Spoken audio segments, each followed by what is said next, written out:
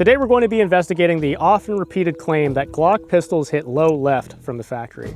This has not been the case in my experience, but it has been the experience of many people that purchase a brand new Glock pistol.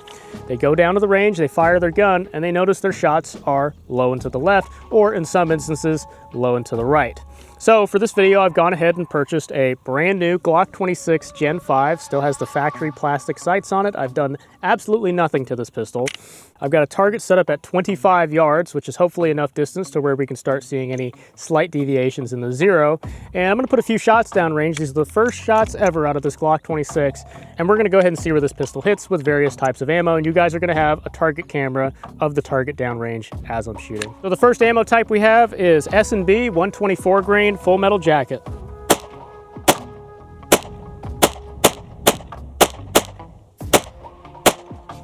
It looks to me as if the group is roughly centered at this distance, maybe a touch high. The overall group size is about 5.5 to 6 inches at 25 yards.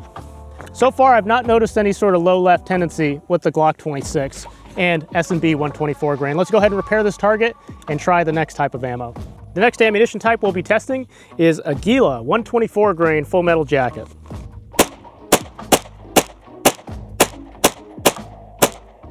So it looks like with the Aguila 124 grain, the group has opened up slightly to around 6.5 inches here at 25 yards, but I'm still not noticing any sort of trend that's going low left or low right. In fact, we even stacked 2 shots right here dead center in the target.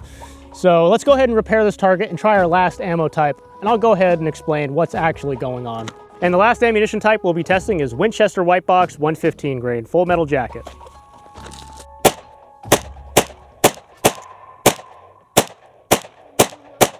To me, it would appear that the Winchester White Box was the best shooting ammunition. We have a nice clump of 5 shots right here in the center. The overall main group is about 5.5 inches, which is about the same as the S&B that we fired in the beginning. And we have 1 flyer, but that's just me. So let's go ahead, head back to Studio A and explain what's actually happening here.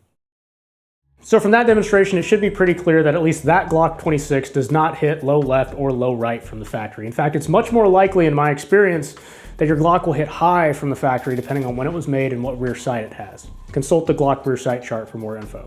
The principal reason why people say that their gun shoots low left is simply due to improper technique, particularly in the areas of grip and trigger control. While the fingers of the human hand are mostly independent, there is a tendency for all of these fingers to want to work in unison. This is why if you squeeze tightly with your whole hand and then try to extend one finger, it's nearly impossible and you feel a lot of tension in your wrist. Essentially, your fingers all want to work together, either fully extended or fully contracted. This presents a problem when typical handgun grips expect us to have one finger extended away from the rest. If I mimic this form without a handgun and carelessly flex my index finger, you can see that my other fingers want to flex in unison. What this means is that your index finger pulling the trigger can effectively increase the amount of grip pressure you're exerting on the entire grip at the instant of firing. And we can see why that's important through another demonstration. If I hold this pistol out in front of me loosely, and I very sharply increase my grip pressure all at once, you'll see the gun hooks low and to the left. I can do the same thing with my left hand and you'll see that the whole gun hooks low and to the right. Now, obviously this is exaggerated for demonstration purposes, but this is fundamentally what is going on when you pull the trigger in such a way that increases the overall grip pressure on the gun at the instant of firing. The easiest way that I've found to overcome this that works for the most amount of pistols and the most amount of shooters out there is to squeeze the gun tighter. If these other fingers besides your index finger are already at 100% grip pressure or close to it, the introduction of 4 to 6 pounds of pressure on your trigger finger is not going to affect them nearly as much as if these other fingers were at a much lower grip pressure. Not only that, but because your fingers are essentially slaved together, by squeezing tighter, you already have some residual pressure built on the trigger, which is going to make shooting heavier service pistol style triggers much easier. Now, I normally don't try to discredit what other people teach, but it's important to understand context when it comes to shooting advice that you hear, especially online. A common theme I've been noticing recently is that when I tell new or novice shooters the advice to grip the gun a whole lot tighter than they think they are, I've been getting the response that there's some 7th level heptagonal Grand Wizard, Grand Dragon shooter out there that teaches the exact opposite advice, in that your firing hand should not be squeezing tightly at all. And me always being open to trying new things when it comes to shooting, I've investigated some of that advice, and it appears as if that advice comes directly from the competition shooting world and two very specific types of competitions, which have one very important link between them. The advice to grip the gun in your firing hand lightly appears to stem primarily from speed shooting competitions and from international or Olympic pistol competitions, many of which have no minimum trigger weight requirements or very light trigger weight requirements, certainly much lighter than you would ever consider for a service or defensive pistol.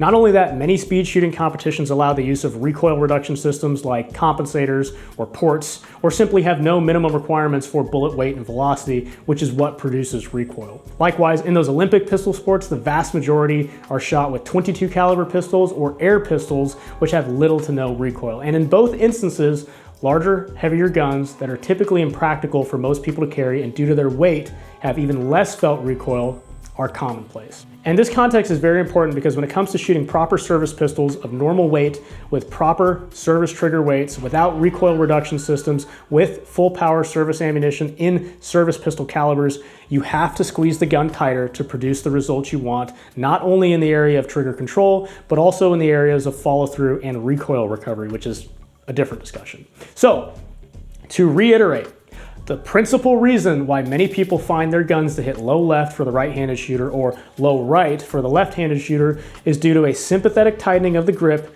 at the instant of firing caused by poor trigger technique. As a side note, this can also be exacerbated by what's called flinching, which typically involves driving the gun down before the shot breaks in anticipation of the recoil, which is very common with new or novice shooters and should be pretty self-evident as to why it's not ideal for marksmanship.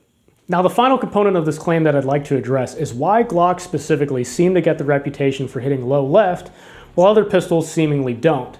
And that is because Glocks are incredibly popular. They've made over 20 million of them since 1982, and for many people are the first handgun they will ever shoot. This popularity creates an issue of causality. It's not so much that Glocks shoot low left by design, it's simply much more likely that a shooter who shoots a Glock has poor technique due to the likelihood that a new or novice shooter will be the one firing it.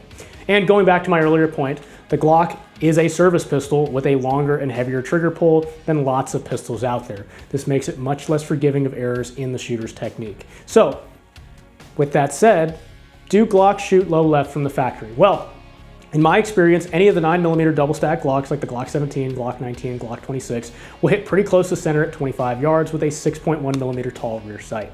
Again, consult the Glock rear sight chart for more info. If you found any information in this video helpful, please let me know. I'd like to thank my channel members and Patreon supporters for supporting the channel directly. And if you've made it this far, I'd like to thank you specifically for watching the Do Glocks Shoot Low Left video. Thanks and have a great day.